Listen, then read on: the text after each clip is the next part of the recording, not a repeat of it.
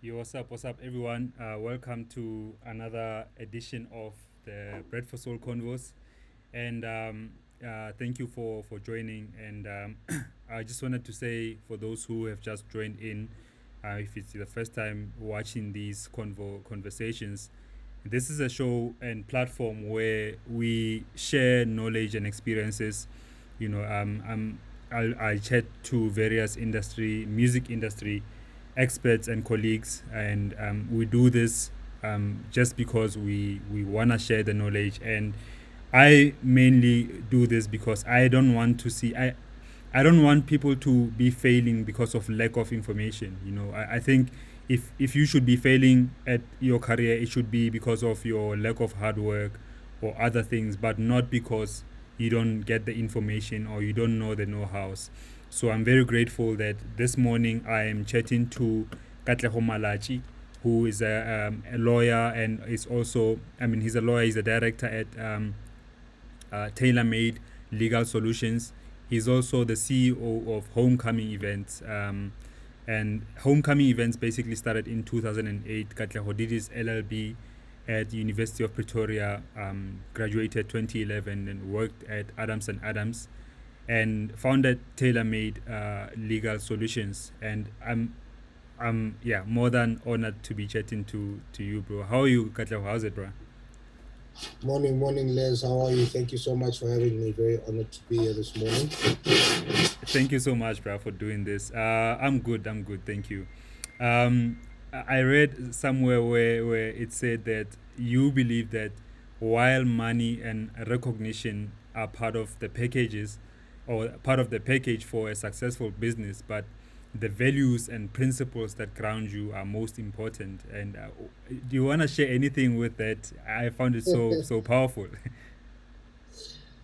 No, I think that's been more of my own way of keeping myself sort of grounded and focused on the work that we do because it's quite easy to get distracted. There's a lot of money in our industry that moves a lot of different ways, and people, tend to begin to chase that and they forget um, why it is they do what they do, and they tend to lose themselves along the way. So, for me, the fame and all that kind of stuff, you need to constantly remind yourself not to get carried away by that because it's all fleeting Sure, and it's sure. essentially destructive. I found that powerful, my brother, because sometimes I believe that we sometimes overvalue the money aspect and leaving out the most important, aspects of whether it's a business or it's a career. You know what I mean? If you Yeah. don't mind, because I can see the volume, I think your level is a bit low. If you don't mind speaking up a bit, ne? Okay, dokes. Okay, Let me bro. do that. And This. cool. I wa- I wanted to say to people that talking about music law and contracts, the reason, guys, we need to know someone or at least consult with someone with regards to contracts. Yes, you can look, you can read contracts on your own, but you might not be able to understand something like domicilium sitandi et executandi. Why do you lawyers and legal people use this language where you just could have said your address?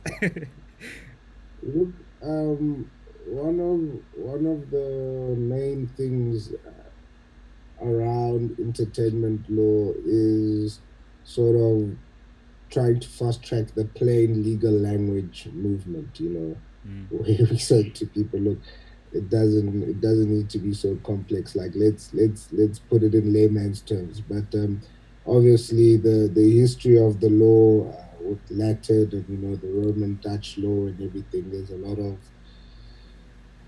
verbose use of words, and yeah, it's always quite interesting. But it's quite funny that the stuff that stresses people like domicilium is the stuff that's immaterial. That's just your address. Yeah, The stuff that really should be worrying you is oftentimes in very plain language there, but nobody's paying attention. yeah, yeah. And so if we can just get to the basics of the different types of copyrights that exist in a piece of music. If you can go through those. So, and I think it'll probably be a lot more useful for us to sort of, for it sort of guiding in terms of the kind of people we're speaking to. I was speaking to DJs, producers, because a copyright, so copyright is your intellectual property in the work, and it sort of vests automatically whether you've written a song.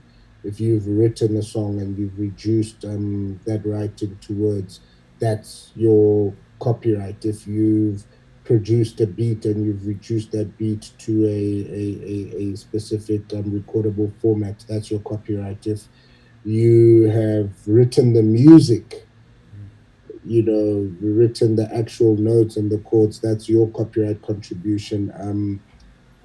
If you have sung on the song, you that's your copyright contribution. So there's various aspects where everybody contributes to the making of a song, and their contribution, once reduced to some tangible form, is their copyright. And that obviously comes with certain legal entitlements, to the publishing, to um, royalties in the song, and the likes.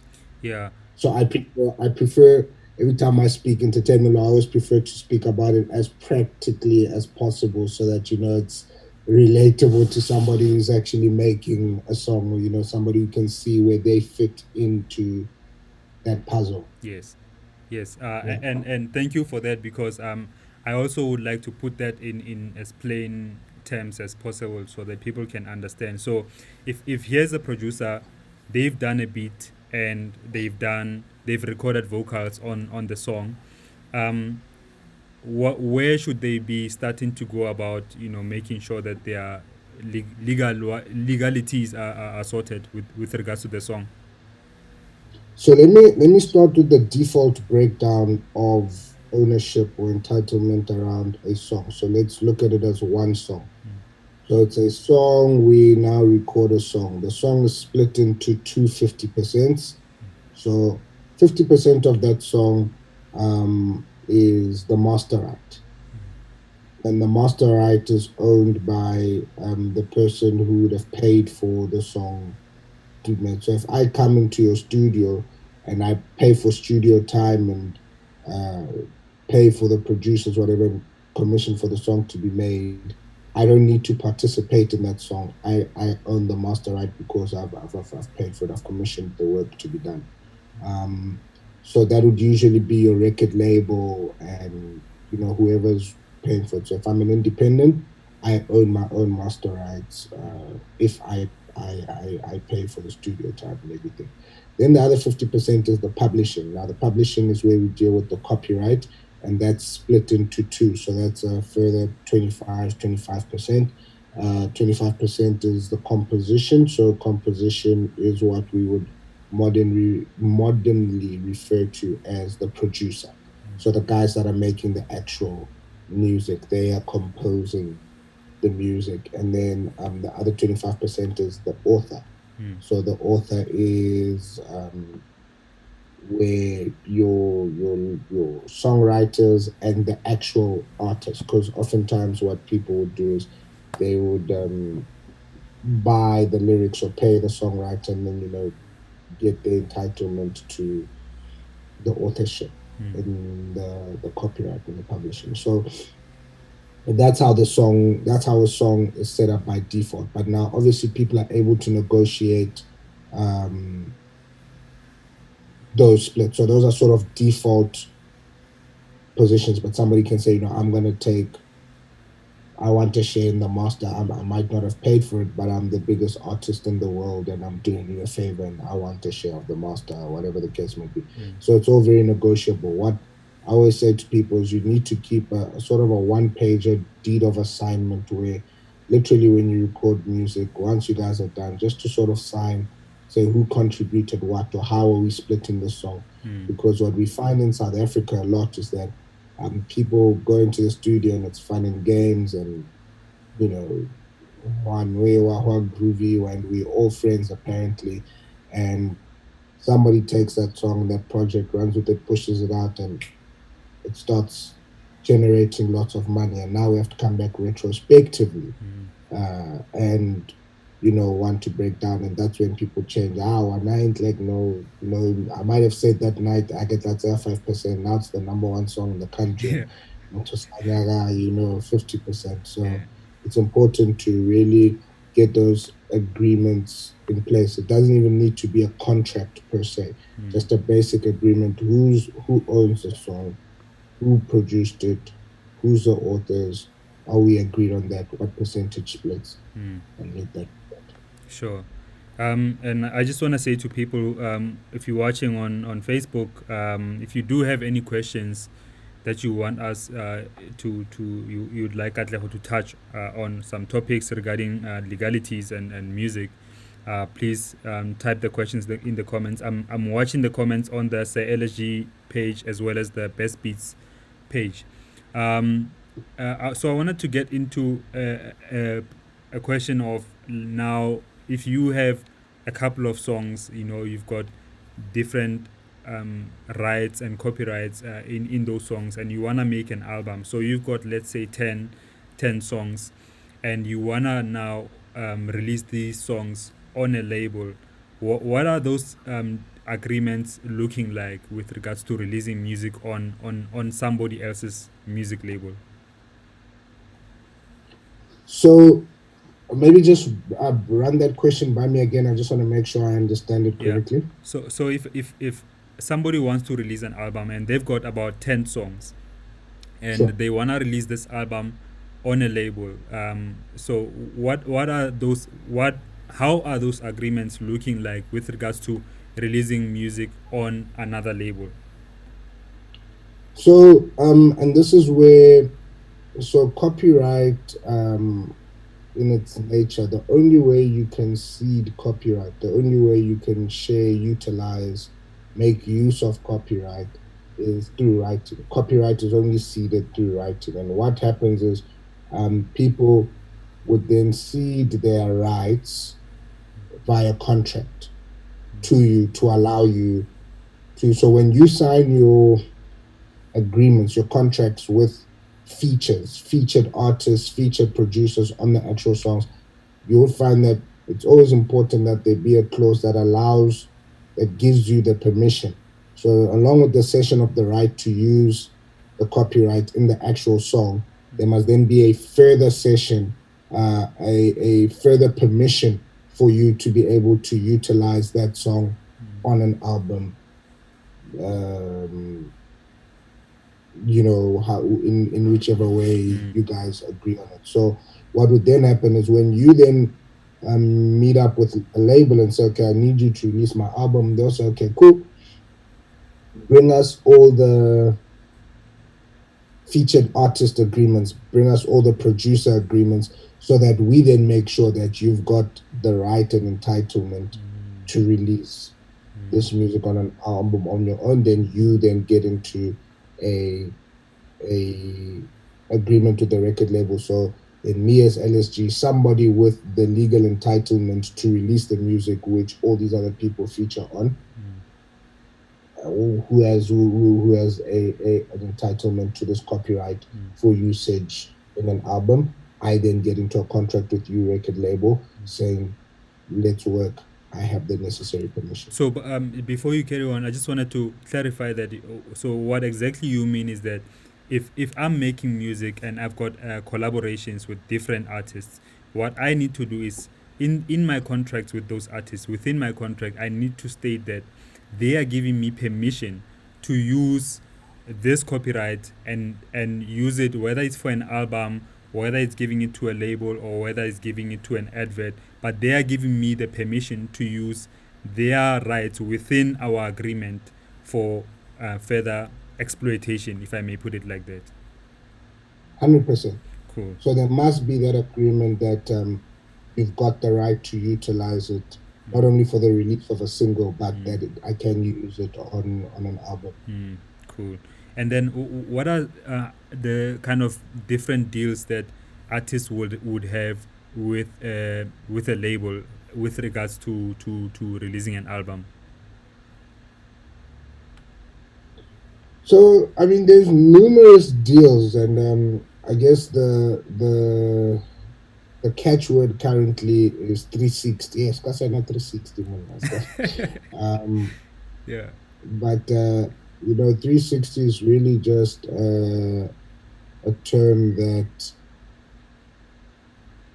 encompasses almost a full offering of what an artist can exploit, which then the label would do for them. So it goes from, you know, your recording agreements where you come in as a recording artist, and the record label would then pay for your music to be recorded.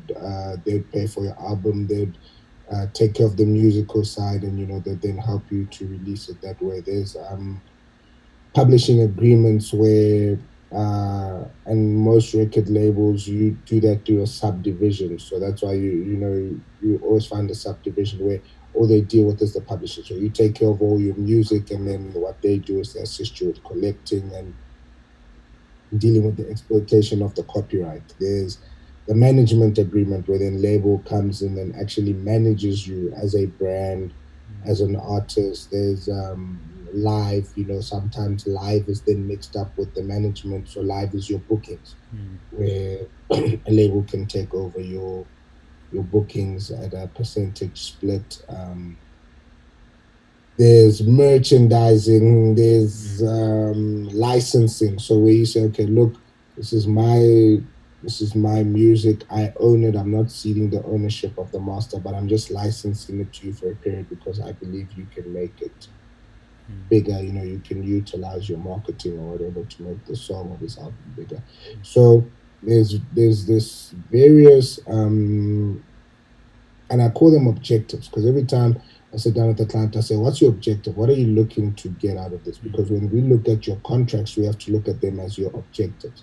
So there's guys who are saying, "Look, I'm hot media wise, social media wise. I've got bookings, I've got gigs, but my music is not getting big, or I'm not working with the right producers or the right artists I need." So it's okay, cool. Do we need a recording agreement? Okay, you good with you bad with the live, you bad with the social media. Do you need a management agreement for guys to fix up your brand?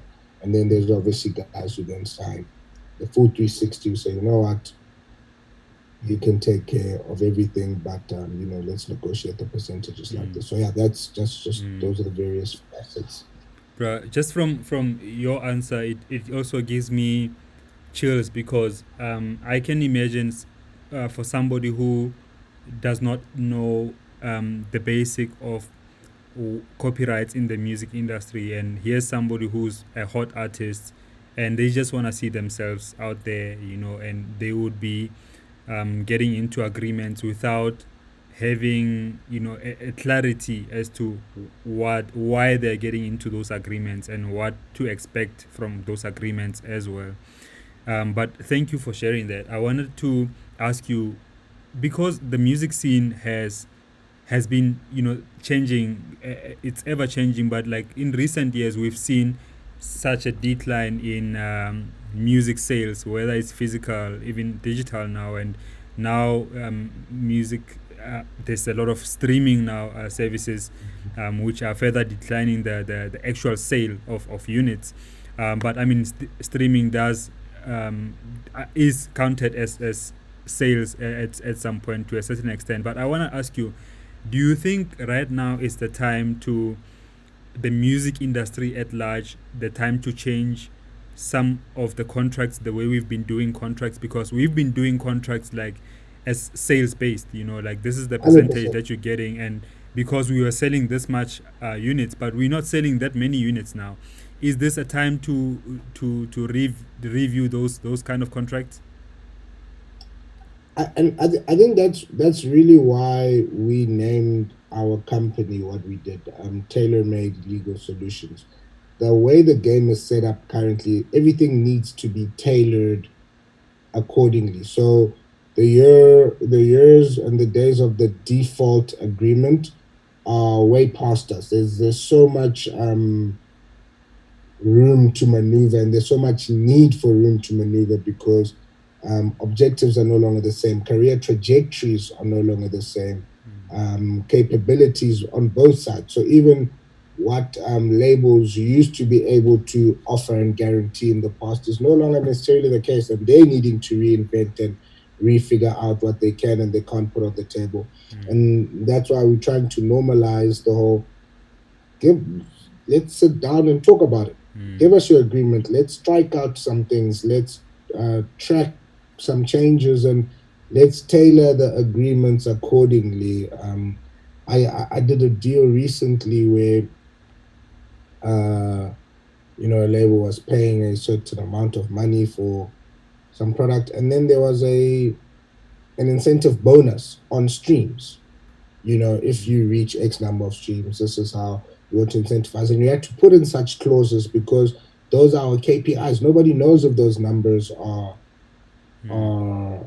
necessarily reachable in South Africa. But if I do reach them, then I must be able to be compensated for it. And it's so important to have that outlook and that approach to how you deal with your music contracts. Sure, yeah, bro, that is so powerful. It's actually making me more excited now because I've been just like, I mean, the music industry has to evolve. We need to move on with the times. And there's Yeah. another copyright issue that I wanted to ask you about, but I also see Brino Soul on the Best Beats page. He asks the same question, and it's about live streaming. So since the beginning of lockdown, we have seen a spike in live streams. I mean, like this one right here.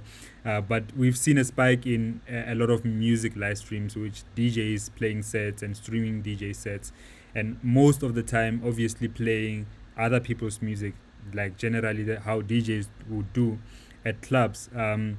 What is the issue really with the copyright and music being muted while you're playing a popular song that's on a major or something like that with regards to streaming? So you see, that's how people are able to protect you. So that's there's almost like a new age piracy as well that's going on, which is made a lot easier with the ability to rip music from the internet and utilize it. So for argument's sake, if you had a sponsor for this show Which I and hope you were I'll be getting making, soon. I mean, I hope so too. It's a great platform. Thank you. And your sponsor's giving you, let's call it, we're putting it into the universe, 500,000 Rand an episode, right? And you're playing somebody else's music on the show, which gets people going for the show. Legally, they're entitled to getting their spin time for that music. You should be paying them their royalties because you're utilizing their music in an economic manner, and for economic gain.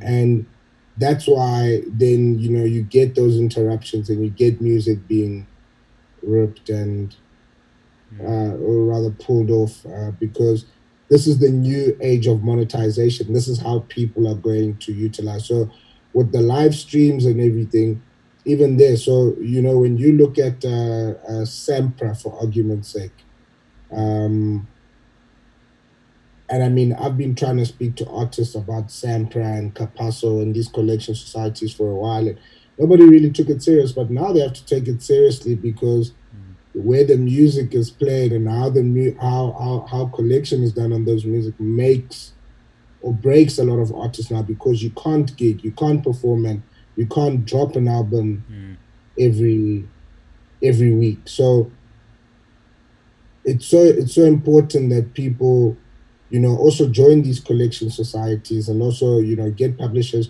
to go out there and actively and proactively, even at shows, festivals, um, online streaming, to go and collect their cents, because the cents make rands, and that's the new age of monetization in the music space. So if I'm not monetizing and I'm a DJ, um, just streaming on my Facebook, and I just want people to check my page.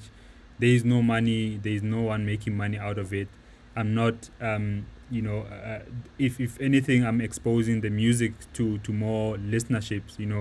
How is there a license? Is there a fee? Or how can we work around something like this? I mean, on the non-monetization front, and I'm going to need to refresh my own memory, but I recall you a few years back, all you had to do was credit. You roll out your credits, but it's getting a lot stricter now, I guess, because guys aren't certain. It's difficult to determine Mm, what you're using the money for. So I think everybody's trying to find their footing mm, around the fair use of the music. So it's a lot different when this is a post episode, and it's not live and it's put up, and you can then challenge it and say, look, please unblock my video mm, because this is the fair use situation in which the mm, copyright was being utilized. mm. But it's a lot trickier, especially with live. Like with Instagram Live, I know they'll also catch you and pause you Yeah. because it's difficult to determine on the go what you're utilizing Mm. the music for. I think Instagram is the worst because they give you one warning. After that, they stop the stream. They don't even like mute the Yeah, audio or anything. They just simply stop the stream. I mean, yeah, I guess it's an interesting time that we live in because nobody has the answers to this, and I think like everybody's trying to find some footing into this new world that we are living in with regards to music usage. And I wanted to say, I mean, like YouTube, for example, if I upload something on YouTube, or if I play it live, they will after the stream they will say you cannot monetize this at all. Firstly yeah. because of certain copyrights, but you can dispute that and say fair use, whatever. But I think 100%. Facebook has not yet gotten to that point, and they need to be fast on it. I think because at the moment Facebook is where most people are streaming, especially DJs. I really hope that if you're watching this, guys, like, please understand, it's not because Facebook has something against you. It's just that the copyrights and and copyright laws, the way things are right now, nobody really has the answers with regards to how we can deal with such a thing, especially when we're not making money off it. Um, Katlego, I wanted to get to. Let me just go through a question here to make most of the actual performance. Oh yeah, I wanted to ask you that just taking you back a bit to the 360 deals. Do you think that this there will be an increase now, like with performances kind of dying down? We don't know when performances are gonna come back up. Do you believe that the new music law, music contracts will have something to do with include something to do with streaming and online performances if we do find a way to monetize online performances? Definitely. Definitely, without a shadow of a doubt. And I think it's going to be a blanket cover. But you'll also notice something that pops up in a lot of these contracts is where they speak about and any other format yet to be discovered. So that's where people, are anticipating to say it's such a rapidly changing, it's so Mm, fast changing this industry that you almost have to protect your interests in an unknown format because mm, chances are we're going there. So it's any form of distribution of music, any form of utilization, monetization, mm, exploitation. So, but you then see it come across a lot more formally in contracts mm. moving forward because everybody's now seeing the gaps of opportunities, and now they must move to protect. Yeah, yeah, sure thing. Wanted to get to publishing, and I want to ask you, do you think, do you believe that signing a publishing deal, as opposed to handling your own publishing, like what are your views with regards to that? So I always ask the question, and I mean, a lot of the clients I've worked with have had publishers, so I've never really had to get into much of a tussle around publishing. But I always say to guys around publishing, because people say, no, I'll just get a publishing administrator, I'll do my own publishing. And I ask the question, do you have the time do you have the knowledge, and do you have the dedication? Because it's a much with a lot of things. Label doesn't, because they're able to put teams behind and dedicate technology, infrastructure, human resource, finance to doing certain things. So, with regards to publishing, I would say to people, there's the do you have the time and the discipline to do it yourself, which most artists don't. Guys are always making music, and if they're not making music, they're performing. Mm. And if they're not performing it, then they're living their life. Yeah. Like there's no real time for that. And I always discourage it on that basis. Um, but there's also the income generation potential of Mm. being with the publisher, because it's the publishers that are out on a daily basis looking for the sync deals, looking for the opportunities to plug the music, looking for collaborative opportunities, and that that becomes their Mm. where I've I've seen a lot of guys get. I mean, I've got some clients who get randomly anything between 20 to 80,000 rand a month, in random agreements that the publisher is pushing for, because the publisher is also trying to make money. And I think that's the part I always say to guys: you want to work with people who have a vested financial interest Mm. in something going well for you. So your publisher has a vested financial interest in making sure that all your collections are done, in making sure that your music is more exploited. So I always encourage people to find a publisher and then negotiate a good deal with the publisher. Mm. Bruh, like that is so powerful, because what you just said to me is like, if you would you rather have a a small amount of nothing, Mm. I mean a big amount of A big nothing, amount of a big nothing, yeah, amount of nothing, or or a fair amount of a big thing. of a lot, Yeah, yeah, yeah. And but yeah. tell me, with regards to publishing deals, then, do they also have a period of time that you can say you are publishing this music from this year to this year, and after this year the publishing comes back to me? 100%. And I always lock down the term. I always try to cut down the term as short as possible. 3 years is my favorite year. Is my favorite term duration to go for.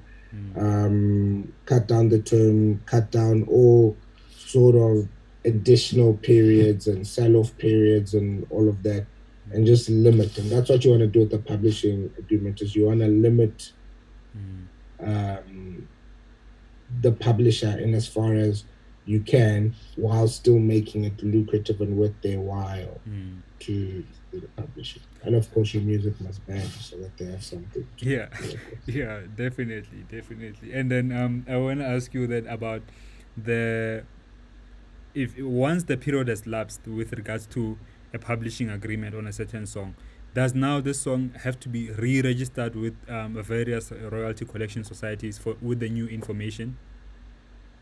Yes, yes. So it has to be updated. Mm, So you obviously just update to the publisher.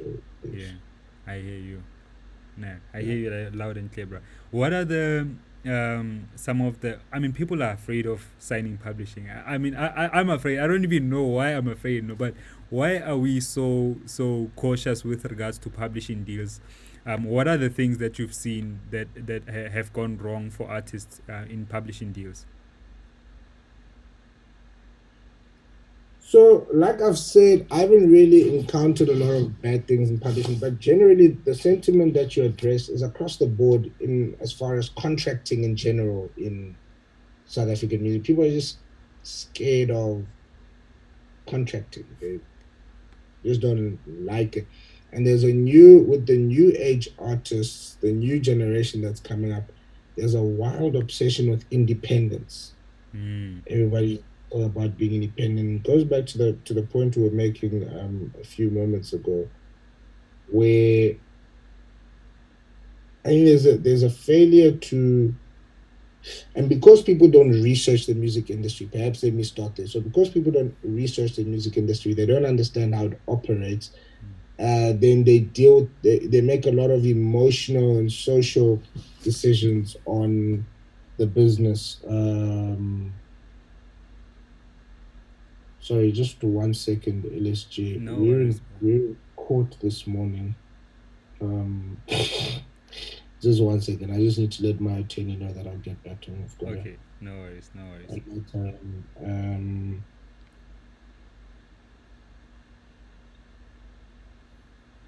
All right. So what we are now facing is that a lot of people are so this whole independence, and I'm going to do things my own way, and I push this my own way. But it's a failure of understanding the game and yourself and where you stand in the game. Because there's artists who you look at who sign and say, look, I'm going to sign. I always use the J. Cole example. J. Cole realized I'm a fantastic rapper. I'm an awesome rapper. If I don't sign to Jay-Z, if I don't sign to Rock Nation, this is not going anywhere. Hmm. You understand? So people need to understand their careers in relation to signing, and that's what it will tell you. Should I be signing publishing or not? So somebody's saying, "Look, I've got the infrastructure. I've got the team to do the publishing." Then sure, don't do the publishing. If you're out there, especially you guys in house, for argument's sake, the guys in house music. This music plays so much and is utilized so much internationally, overseas, in Europe. And some of the publishing deals, the bigger publishing deals I've done in the house music space are with international publishers, because that music is being used for things you couldn't even begin Hmm. to imagine, and you'd be in no position to collect on it, or check on it. So it's very big on understanding yourself and your career, Hmm. and then making your decisions based on that. Sure, sure. Nah, I heard that loud and clear. I hope that guys at home that you do have an insight to how you can go about doing your publishing, or at least thinking about it. I just have two more questions before we close, Katlego. What's the legal way of clearing samples? So the legal way of clearing samples, sorry, is to write to the copyright owner, either through their record label or their publisher, um, whoever's managing the copyright for them, Hmm. to request permission to utilize the sample. That's really just the easiest way that saves everybody time, trouble, Hmm. frustration. Sure, Mm. sure. And then, where can people get a hold of your company, the Tailor Made Legal Solutions? So we've gone offline in a strange way.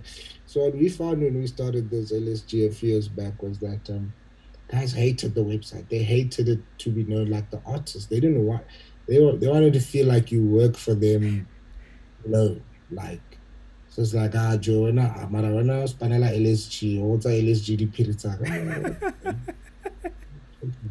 So we've taken down our website, we've taken down all our social media, Mm. but I'll give you my email address, Okay. and you can reach us out at you can hit me up on Malachi, Malatji, Yeah.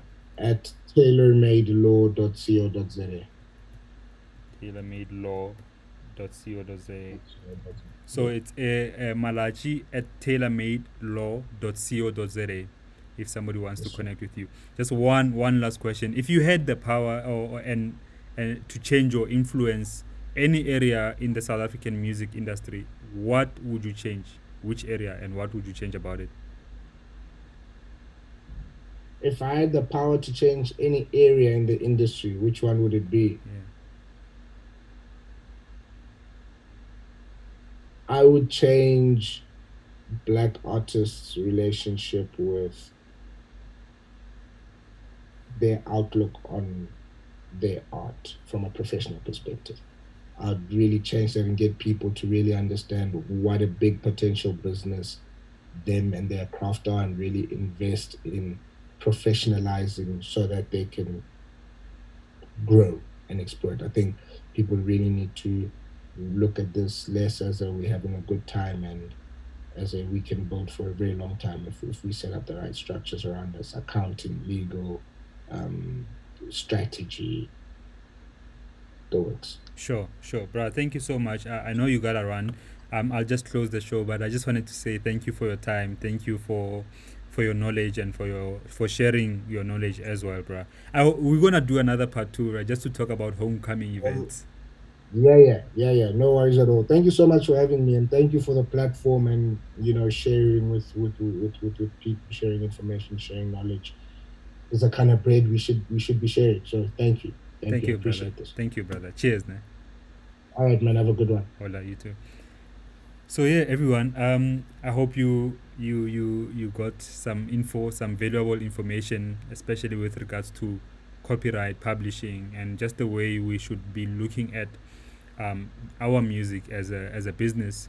And I'm glad that he also mentioned. I was asking about samples because tomorrow I'll be chatting to Nick Holder, the legendary Nick Holder, Summer Days, and more songs, who's got a story with regards to clearing samples. And please tune in tomorrow at 9 a.m. And yeah, another thing, I've got these sweaters. This is feed the music part of your soul. I know it's not mirrored well, but like yeah, that's what it says. Feed the music part of your soul. This is the second design, but we've got the normal Bread for Soul design as well. You can order, send an email to breadforsoulmerch@gmail.com to place an order. You'll get prices when we respond on email.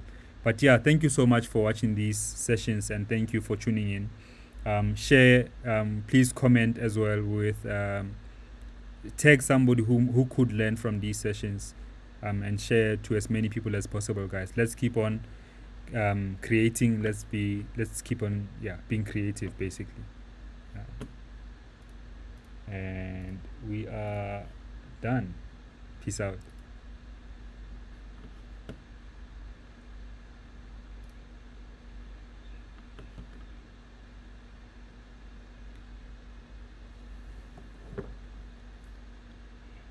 Done. Peace out.